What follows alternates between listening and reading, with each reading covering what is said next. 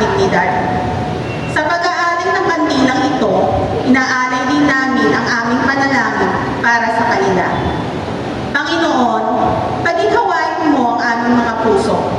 Yakapin mo ang kapayapaan ng mga naulila. Bigyan mo ng lakas ang mga patuloy na lumalaban, ang mga nabubuhay na may HIV, ang mga nag-aalaga at mga nagsasaliksik ng lunas. Huwag mo kaming hayaang mapagod sa pag-aalay ng pag-unawa, sa pagwawasak ng diskriminasyon, at sa pagdadala ng liwanag sa gitna ng sakit.